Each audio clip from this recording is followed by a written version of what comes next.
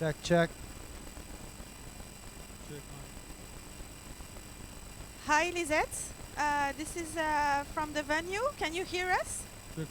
Yes, I can. Hi, Yes? everyone. Okay. Thank you for your patience. We'll start right away. Perfect. All right. So, as the famous rapper Nas once said, all I need is one mic. So we're ready to go. Nobody gets my reference. That's okay. Oh, no, I'm not going to drop it. Good afternoon, and to those joining virtually, good whenever it is your time. I'm Billy Grayson. I'm Executive Vice President of Centers and Initiatives for the Urban Land Institute. Very excited to be joined by a wonderful panel today. In the interest of time, I'm not going to read a detailed description of this session. You can find it in the program. I would like to make sure everybody's in the right room. This is accelerating decarbonization on the ground, injecting the true cost and opportunity of decarbonization into the heart of every investment decision. And we hope by the time you leave today, you will be ready to inject this into the heart of every investment decision.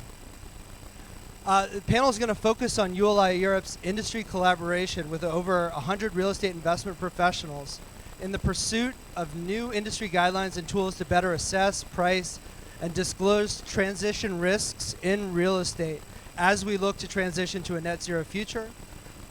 We're also going to tackle the risks and costs to investment markets and cities if transition risks aren't priced in effectively.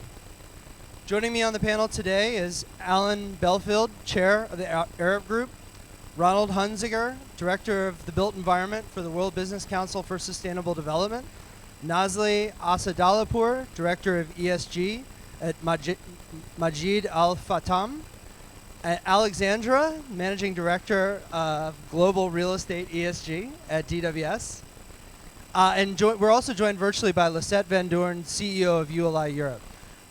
I mentioned we do have one mic, so I would like to pass this down to our panelists. Could you try it, Sasha, and see if it is on? No. All right. So I have one mic, and I'm going to pass it down the row to the panelists. If you could please, in 1 minute or less, introduce yourself and your organization so folks know who's in the room. Hello, everybody. Hope you can hear me. My name is Alan Belfield. I have the great privilege of being the chair of ARUP. ARUP is a group of over 17,000 planners, designers, engineers, specialists and consultants in the built environment, and every single one of them is dedicated to sustainable development. Thank you. Hello, everyone. Yeah, okay. So my name is Nazli Asadalapur, and I'm the ESG director at Majid Al Fatam Holding. We are a company of more than 45,000 employees, and we operate across Middle East and North Africa. I'm responsible for ESG of the group, the strategy, and all the environmental commitment that we have, including net positive. Amazingly, we have a second mic. Hopefully it works. So what Billy has missed is Nyagul, and it's unpronounceable. That's my last name. I'm head of ESG for real estate at DWS. We manage about a little bit south of 80 billions of assets around the world in real estate. So quite a chunky thing to manage, and hopefully we can talk today about how we integrate decarbonization in our investment decision making. Thank you. It's a pleasure to be here. I'm Roland Hunziker. I'm the Director for Built Environment at the World Business Council for Sustainable Development. We're a voluntary global network, CEO-led. About 200 of the largest global companies are part of WBCSD. Thank you. I think we have the podium mic on, so joining us virtually is Lisette. Lisette, I was hoping you could introduce yourself and also help us set the stage a little bit for this discussion. Share a little bit about ULI Europe's Sea Change Initiative and the development of new guidelines to assess transition risks and what progress we've made so far. Thanks, Billy. Well, thanks everyone for having me. I'm I'm sorry I can't be there today. Well, first of all, my name is Lisette van Doorn. I'm the CEO for Urban Lands Institute in Europe, a colleague of Billy. ULI is a global network similar to World Business Council for Sustainable Development. We focus on real estate and the built environment exclusively, and our focus is on knowledge sharing. Given many of us work very locally, real estate is a very local business, but we think there's a lot to learn from each other, given that the challenges we face are very similar across the globe. We have 47,000 members globally, and well, one of our main mission priorities among three of them includes decarbonisation and the road to net zero. In Europe, we therefore set up a program that's called Sea Change, that was launched about a year ago, really helped to support the industry to scale up and speed up the process of decarbonisation of the built environment, as we felt that progress is being made, but it's going at a very slow rate. And to achieve the targets that have been set, part of the Paris Agreement, we really need to speed up the process. And for us, collaboration among the industry and beyond is key to that. And that's also how we've set up Sea Change, to work in close collaboration all across the industry. And that's why I'm very pleased that Roland is also joining us today, because we can't do this alone. This is not a ULI program as such. This needs to be an industry-wide movement where we closely collaborate, bring together the knowledge of the industry to speed up the process. A lot is already being done, and today we're going to hear about that. But we need to bring it together to identify what is working, what's not working, and share across the industry what's working. Maybe then to talk about the topic of today, one of the main priorities we identified as the lead priority to work on holding back progress is the incorporation of transition risks in real estate valuations. Put it differently, now the cost of doing nothing and not upgrading the buildings is not reflected in property valuations, mostly because the right regulation is not in place. There's the Paris Agreement, but local jurisdictions have not yet put the regulation in place that brings the built environment to net zero by whatever time frame. And as a result of that, the way property valuations work, the risks associated with transition risks, with decarbonisation, are not included yet in the property valuations. So the sense of urgency basically is not being felt, because we speak about a carbon bubble. Actually, the valuation of properties is too high if you consider the works that are needed to upgrade the buildings and make them net zero. Billy, I'll leave it there. Great, thank you, Lisette. Let's start our panel discussion with Alan. Alan Arup's been involved in our project tackling transition risk and valuation since the beginning. Could you share a little bit about the challenges that we face and some of the gaps that we see in valuation of transition risks, and maybe some insight on how we can start to close them? Thank you, Billy.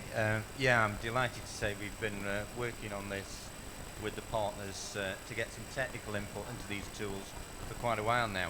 We strongly believe that if people can get hold of the data and the input and the information, then they can actually value and understand the risks and indeed the valuations so that they can get readily priced in the market. If people have got these tools to understand, they can add that value, they can avoid the risks, and it should lead to action on retrofit and upgrades if we get this right. Equally, of course, it avoids the possibility of the danger of passing on those risks to people that don't know what they're taking on, which would leave lots of stranded assets and possible crisis in the market. So at the moment, I think in some places the industry's flying blind. You know, we're pretty good at operational carbon and understanding that in buildings. We've been working on that as a whole industry for quite a while, and you can see the efficiencies in buildings already coming through. We've got some recent information that says modern buildings are some 40% better than buildings of a few years ago. But in places like embodied carbon and other places, we've got a long way to go. We do need the market to start factoring in carbon in the calculations as well as cost and something else. Clearly, if there's a big regulation change in the market, then people are going to be left with these assets, and there's going to be a massive shock to the system. So we're delighted to be working on this new tool, Billy. To get hold of the data is difficult. It's fragmented to do these calculations. It's time consuming, it's hard to find. And there's no quick universal way of doing this, and that's what we're trying to do here. We're trying to get something that integrates the costs of decarbonisation and all the other risks into the same thing so that we can do property valuations. And we intend working on this tool so that we can get everything in a similar format so that all the data comes down to effectively like a discounted cash flow format. The tool is going to consider long-term and short-term.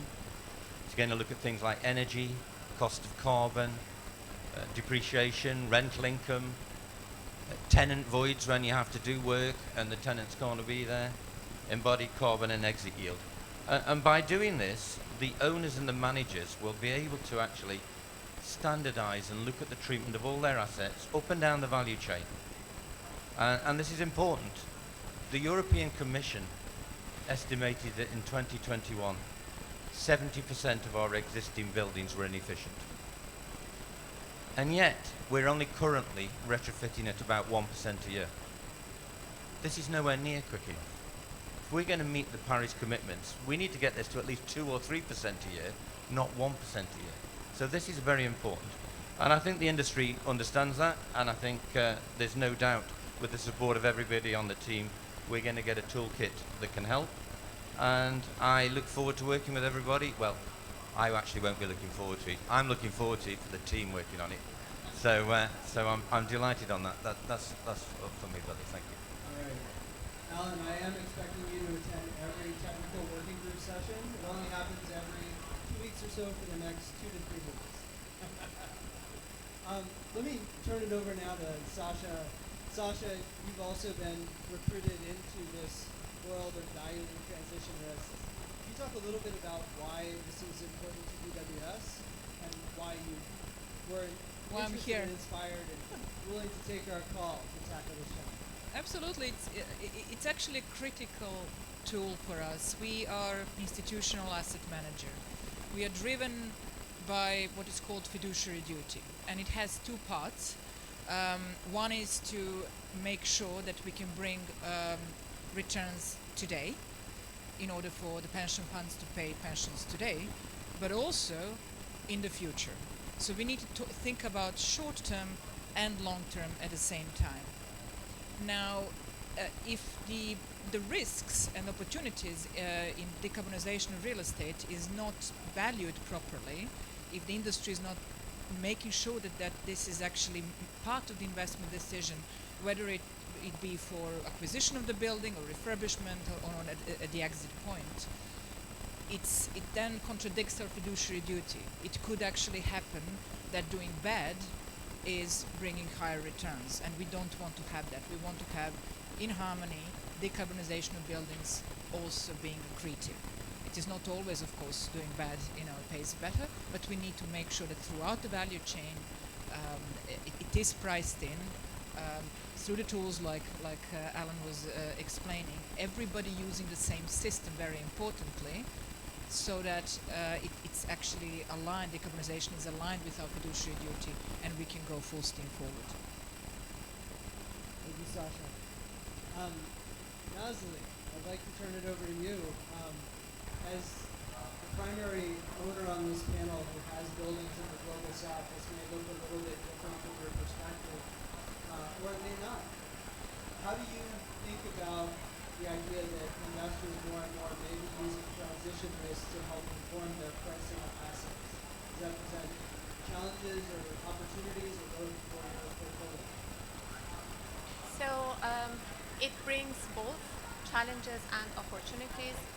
So just give you a little bit of background on what we do at Majid Al Futtaim.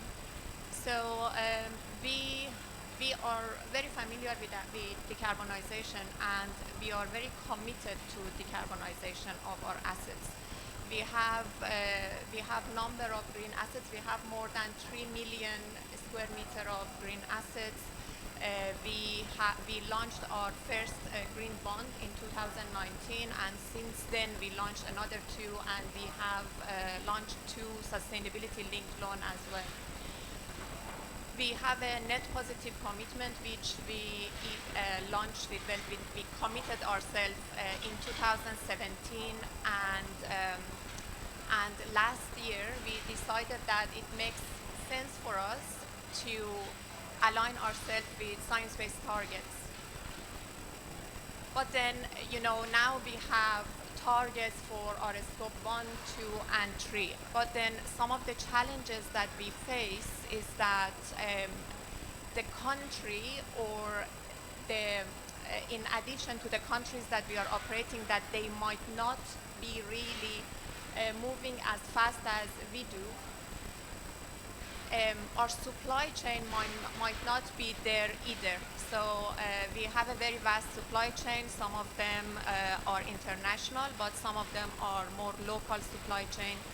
And we started working with them a couple of years ago on trainings, upskilling them, making sure they are aligned with our minimum requirements. But as of today, based on surveys that we do frequently, based on the engagements, I don't think they are there yet when it comes to our scope 3. And next year we are going to start working with CDP and our supply chain. Another part of challenge that we are facing as a company, as a developer, is on our renewable. So, when it comes to our scope 2, which is basically most of our emission coming from our scope 2, we are looking at efficiency measures on operational efficiency, etc. But then another part of it is renewable. And for this year, for example, when we had a plan to maximize our renewable on all our shopping malls. We have 28 shopping malls across the region. And then we were told, and most of them are actually based in UAE, and we were told that government put a cap on having renewable. So now is 1 megawatt or 10% of our connected load, which suddenly just doesn't make sense to us for some of the shopping mall to do anything, because they are already having renewable up to 1 megawatt. Another thing is with PPA. So in Jordan, we signed a PPA last year, and all our 100% of our operation is coming from renewable sources. But then in UAE again, where we really need this, there is no regulation, there is nothing. So government has told us they will get back to us, but of course this is going to take time. So when I was looking at the report, I found it very interesting. It's fascinating. It's looking at the decarbonization very holistically, but I think for us in Middle East, we need more time, and we cannot move as fast as you might be able to move in West. Thank you. And I'm going to work to the far end of our panel. And Roland, you really are the symbol of inter-industry collaboration on this panel. Obviously, valuation is a challenge. It's going to involve multiple industries, real estate developers, architects, investors, the public sector, and the regulatory environment. What advice do you have for us as we embark on building this coalition? Who else should we be engaging, and how do you think we can develop an effective cross-industry collaboration? Thank you very much, Billy. And Lisette, I share your excitement about working together on this, because it is so important that we engage all stakeholders that influence emissions in the built environment. And just maybe to take that step back, we're talking about 40% of global emissions that come from the building sector. It's 14 gigatons every year. Now obviously the big chunk is operational emissions, so the energy used in buildings, it's 10 gigatons. There's another 4 gigatons from the materials we use every year, because we build Paris every week. So it is really tremendous. And so as you say, the industry is looking at what can everyone do. Cement makers want to decarbonize, steel makers, developers, architects. They look at all what they can do. We start developing a new currency. We talk about whole life carbon. So really to understand all emissions, and Arup have done this excellently in some case studies we developed together with WPCSD to understand all the emissions that we have in buildings. And now we know how we can reduce those to net zero. But what we don't understand yet is how can we accelerate, and how can the market require that? A lot of architects tell me we do this, but it's still not really being required from our clients. And so I think if we can put in those requirements and really add the market signal to that, then we can accelerate. And the key to that is valuation. Now, I'm not a specialist in valuation, but as you said, we bring together companies along the whole value chain. As Alan said, we need to work on that data, and how can we translate that into your models? So we need to obviously look at operational footprint, but also full life cycle carbon footprint of buildings. And you asked, who else is working on this? We start understanding what Paris alignment buildings actually are. We need to reach net zero eventually. We won't be there tomorrow, but we know that we need to halve emissions by 2030. So any building by 2030 should be net zero in operation. That has to become the benchmark. And it has to reduce its upfront carbon by 50% so that we really bend that curve. Now the question is, can we drive that through the property market? Because that is becoming the acceptable standard and no longer the heavy carbon building as we had before. So I can't really give you advice yet. I'm more asking that question, but I think together we can really work on this, on how we make that translation so that the new norm becomes the decarbonized building. Thank you. So one of the things, I'm guessing this is a sophisticated real estate finance audience.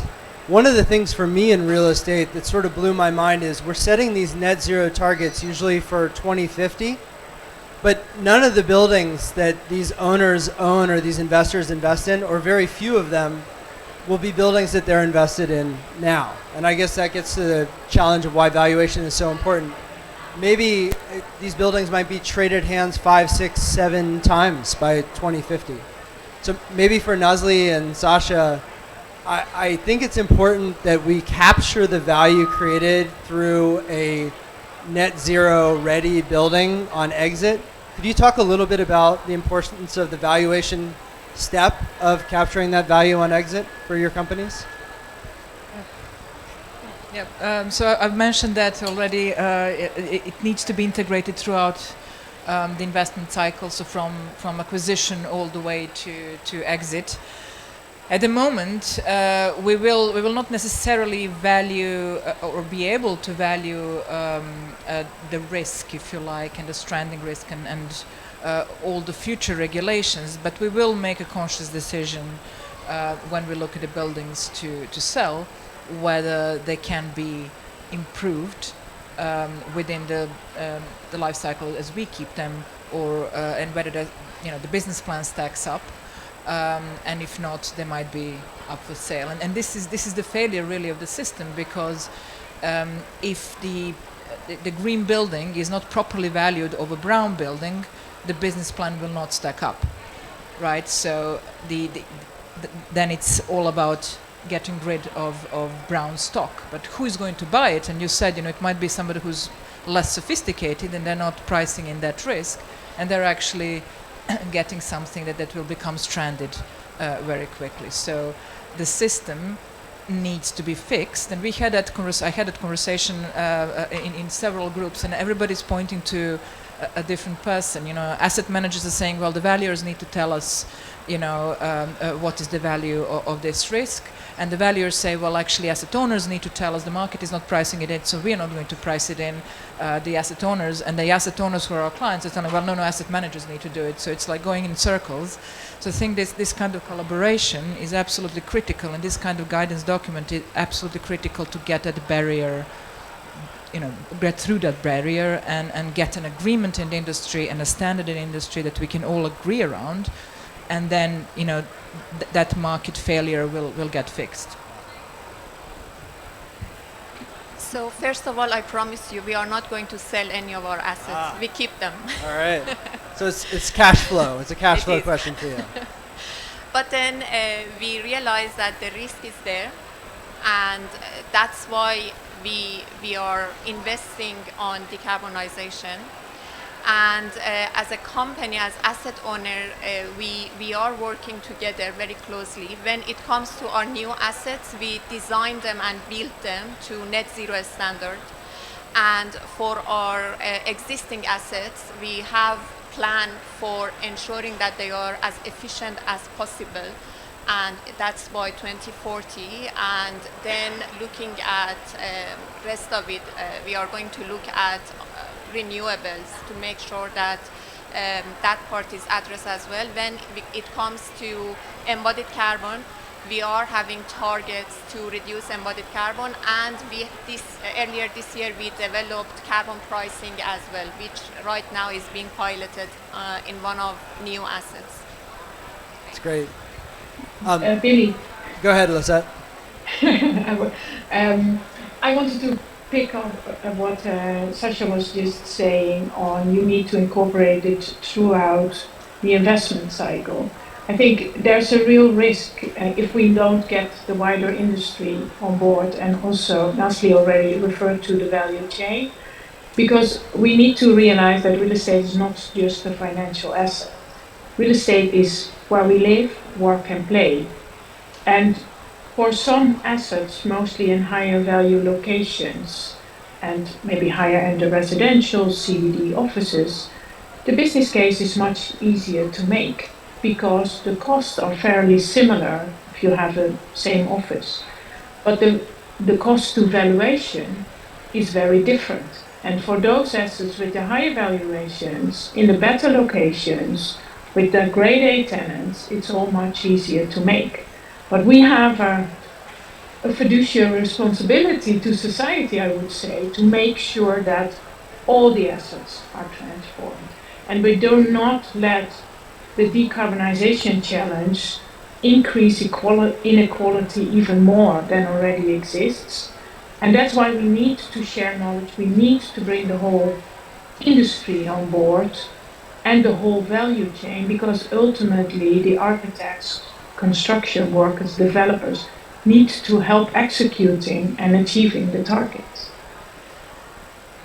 So that's a good segue. I wanted to ask Alan about making the business case. Being in architecture and engineering, you are probably facing merchant builders, REITs, investment managers who might want to fix and flip a building, private equity, institutional investors, and folks who are going to build and own their buildings forever. How do you make the business case for what you do to decarbonize these buildings through your services, and are owners getting it from a valuation perspective? It's a good question, Billy, and what you find is the people that understand, you can have a much easier conversation with. If they understand the data, they understand the risks, they can value the risks. And I agree with Lisette that this is, if you're not careful, going to bring the people that know versus the people that don't know. And the people that don't know are going to be taking risks they shouldn't be taking. And part of our job is educating. Part of all of our jobs is getting the right standards and systems and getting agreement to what's right and what isn't, and educating the whole supply chain. Because I think there could be people that are buying assets that they really shouldn't be. They don't understand the risks, and it could become a stranded asset. And I think this is a real risk. The people with the knowledge, it's easier, Billy. You can have the knowledge, you can have a sensible conversation. They understand the risks, they understand the business case, and some are very quick. To be honest with you, many of the things you do for decarbonisation is good for business. It's good for the business holder.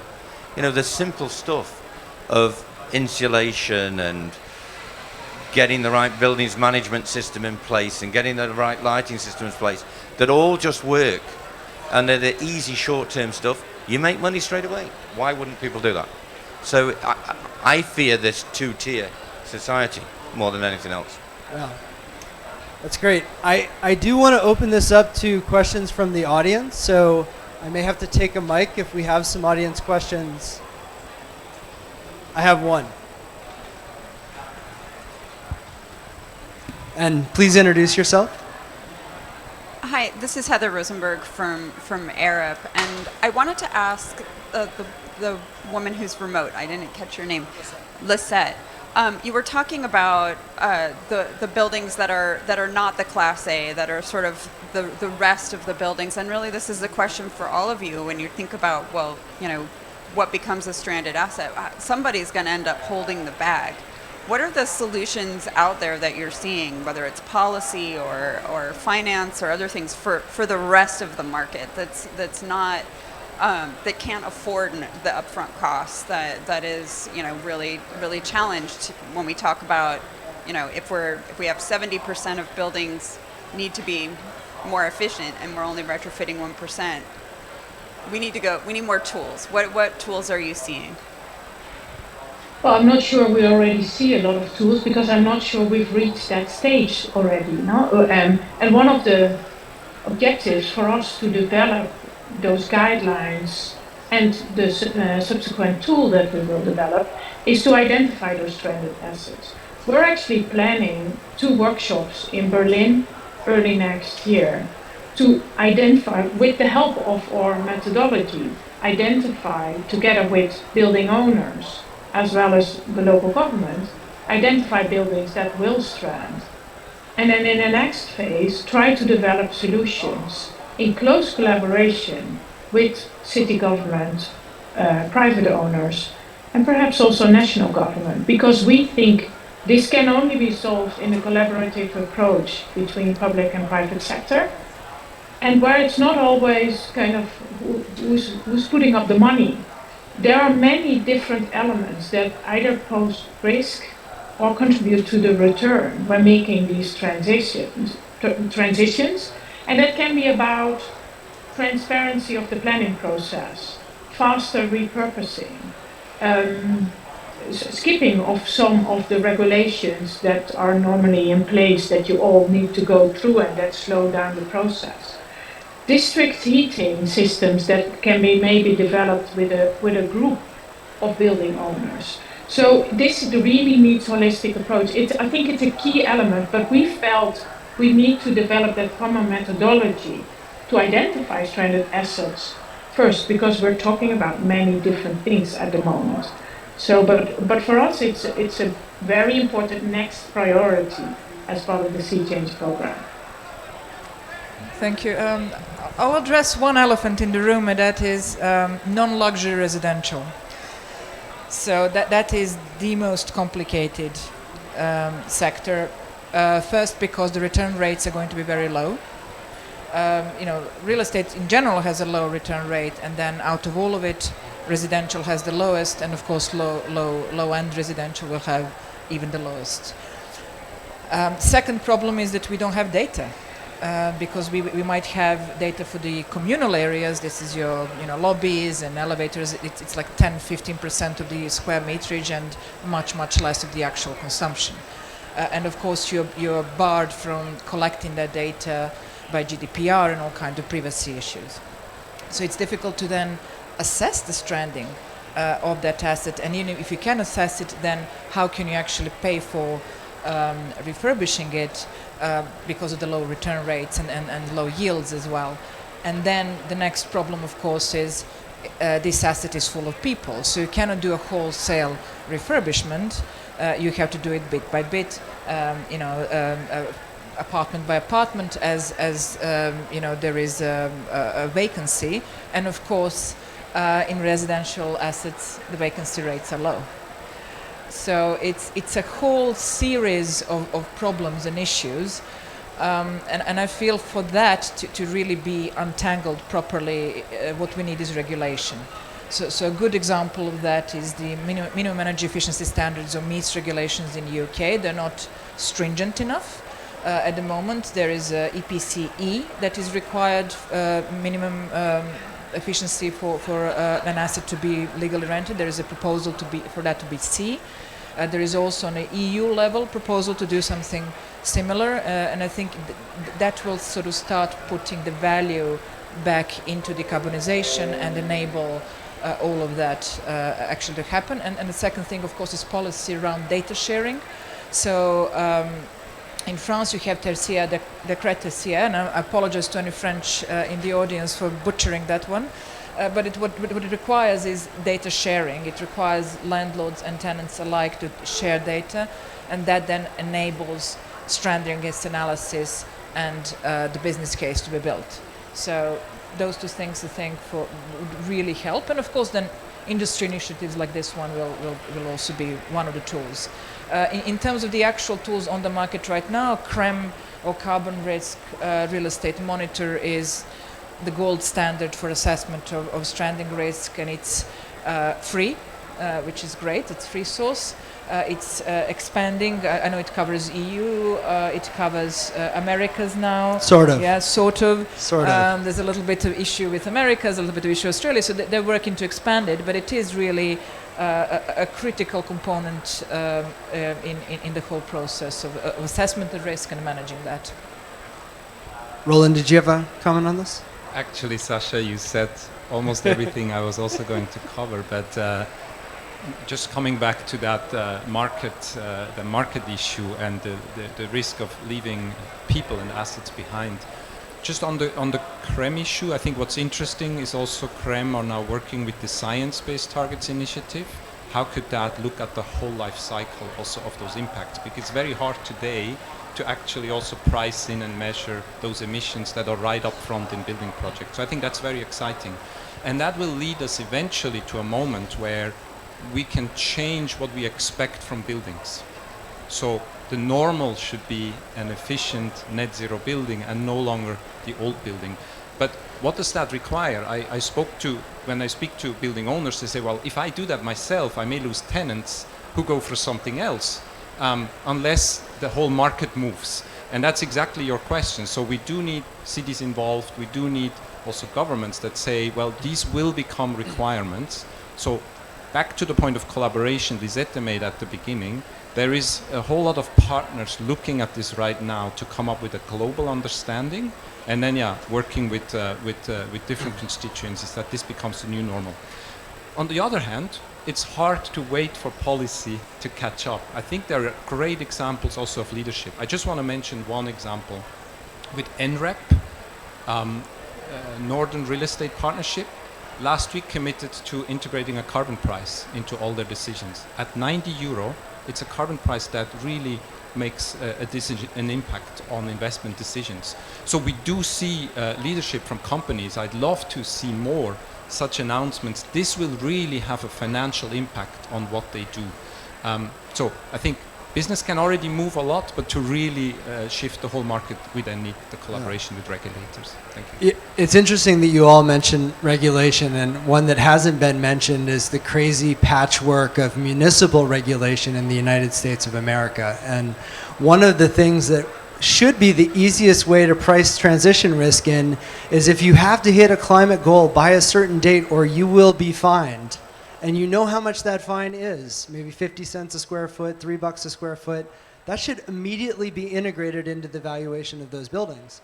We're hearing that in New York with Local Law 97, that is actually starting to happen. So there is a regulatory trigger that is changing, along with other factors, the value of buildings, because you know that building is either going to have to make an investment to exceed that standard by a certain date, and you know how much those investments will cost, or they're going to have to pay a fine, and you can build that fine into the cash flow analysis.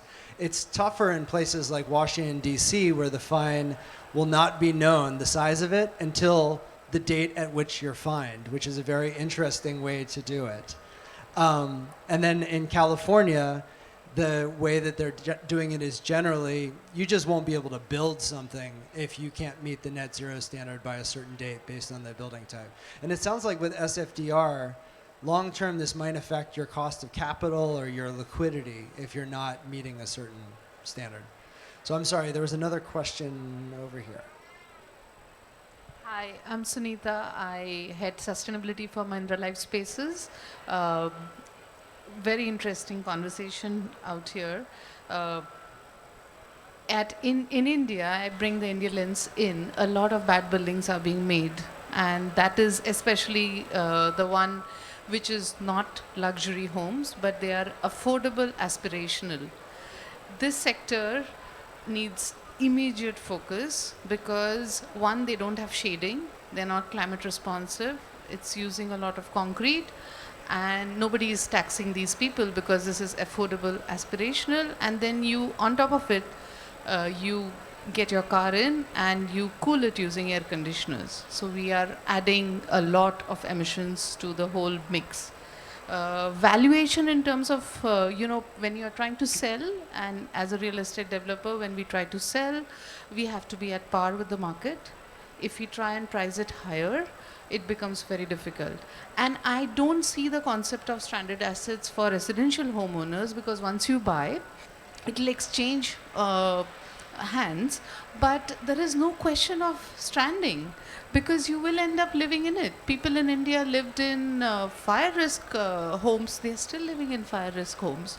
So this question of stranded assets is not there when you're doing a residential home sale, and especially when there is none of the mechanisms that you mentioned exist. So we really need to think of something unique, immediate now, and I can't think of anything right now. But I like your ideas that no bad buildings need to be made, and you have to be heavily taxed if you're buying a bad building. So how do you know that this is a bad building? That is again a data game. So any unique suggestions from the panel? I will say that this is easier in markets where you need insurance and you have tenants and you need a bank loan, because ultimately if an asset becomes stranded, it's not financeable, and basically a bank can put a call on their loan. Your tenant has cause to break your lease, and if it's not insurable, both the bank and the tenant can pull out of that asset, and that could very quickly lead to a tremendous loss in value, which could be a component of stranding even if it's not regulatory. Yeah, I think in this case, and I hate to bring it back to the regulators, but it is the regulation that would, in this case, make some standards. So in UK, we used to have what was called Code for Sustainable Homes, which was disassembled by the government, unfortunately. But it set a minimum requirement for efficiency of homes in order to get a planning permission to build those homes, which is sort of, evening out the market, so that if you're below it, you don't actually get the benefit. And it had a step increasing efficiency requirements every 5 years or whatever it was. So it gave the industry time to get ready for more and more stringent requirements, and it also even the playing field where all contractors needed to comply with certain rules. So those that don't comply are actually penalized, and those that do comply are able to continue. So I don't think in a situation like you have, the market and investment tools are going to work necessarily. It needs to be the government that regulates it through the planning permission and through the requirements in order to build buildings, and that is the scalable way to do that. So I hate to pass the buck again to the governments, but this one I think it is really down to regulation. So we've talked a lot about the transition to net zero. We use the word transition risk, but most of the time when we're talking about transition risk, we're talking about operational net zero. So I heard a number of you mention embodied carbon. how would you build embodied carbon, which isn't really regulated, and it's not clear that a building built today is going to need to get to net zero embodied carbon by 2050? How could something like that be built into a valuation now?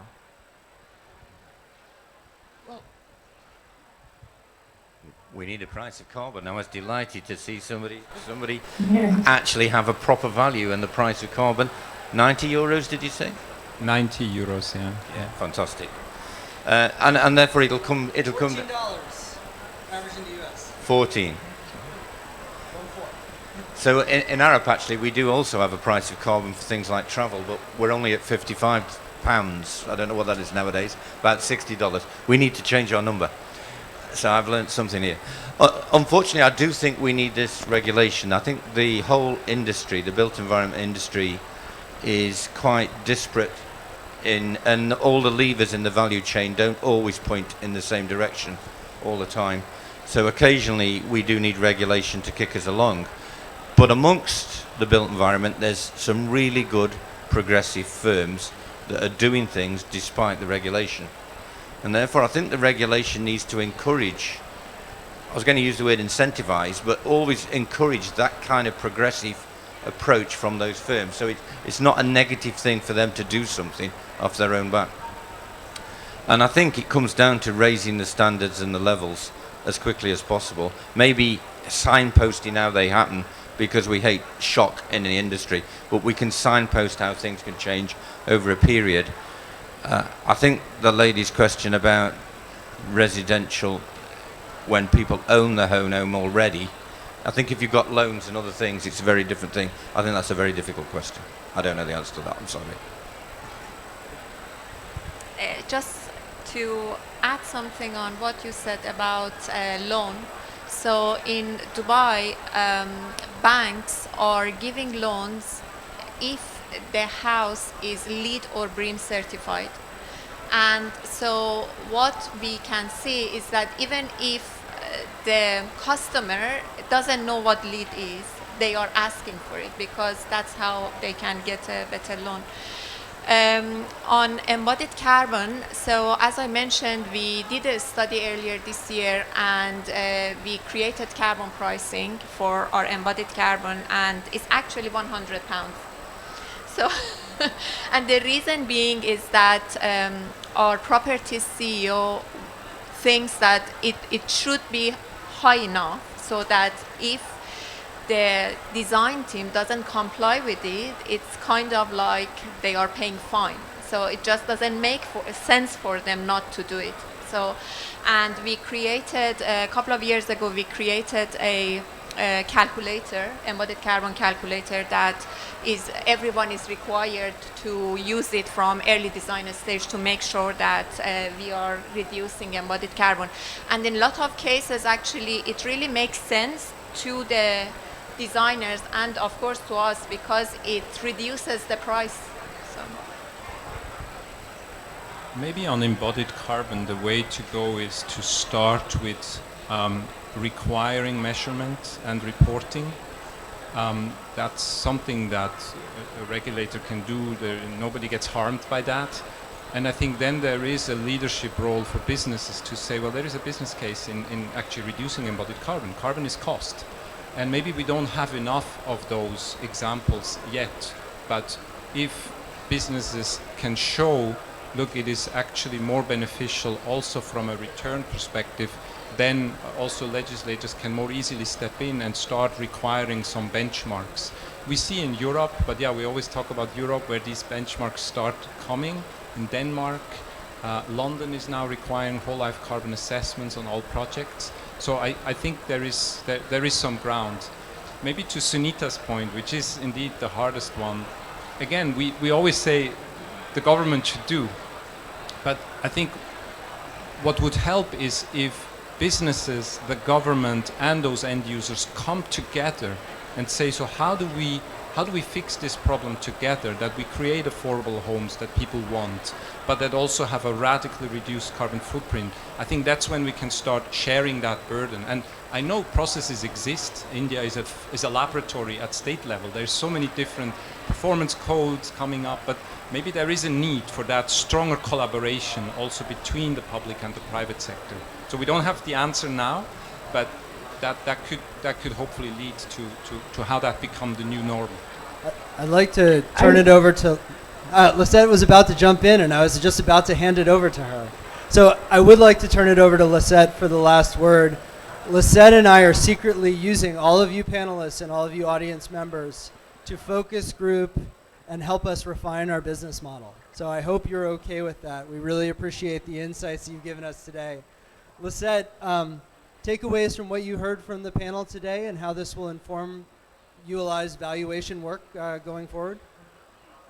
Yeah, I think it's really interesting. And one of the big learnings, I think, we've never heard such a loud call from the industry, the private side, for regulation. The years before, it's always been, no, we're better off without. And I think what we've heard from several directions, not only today, we hear it much more often, is we need regulation, not only to regulate the part that more maybe for social and affordable housing, but across the industry. What I'm also seeing is the industry realizing we need a carbon price. And maybe that's not the whole industry yet, I think, but if we get a leading group to realize that we need that to move forward and to put everyone at a level playing field, I think is really important. I would also like to bring in the user perspective, not just the tenant, because I think that housing affordability, I think, has gotten another dimension now with those rising energy prices.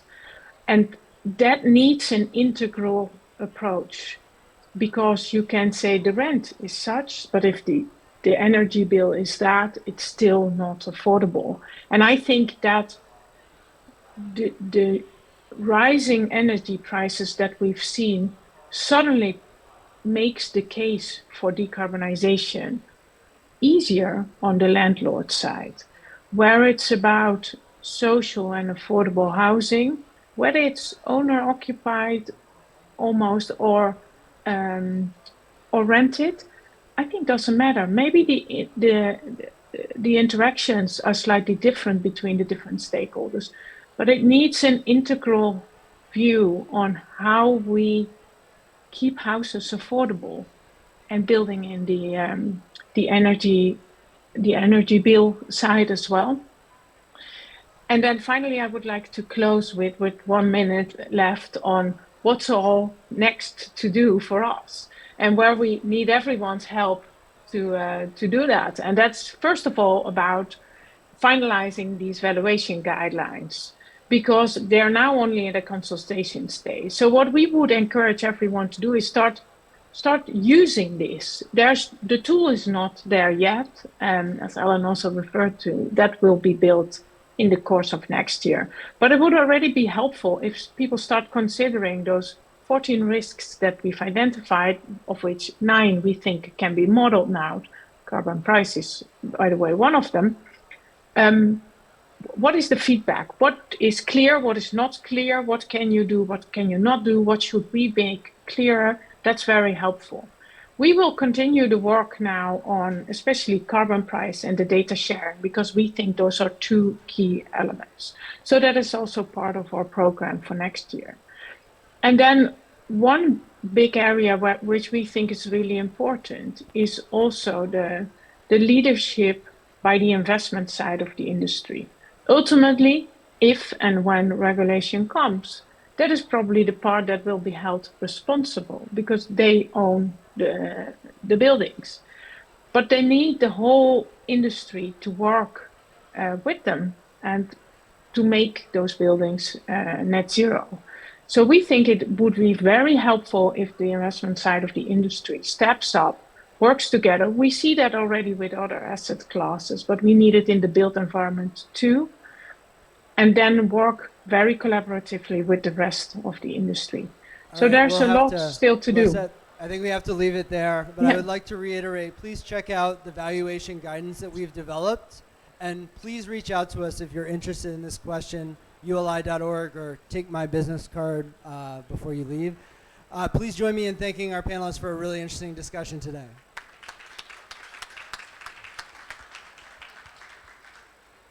Thank you.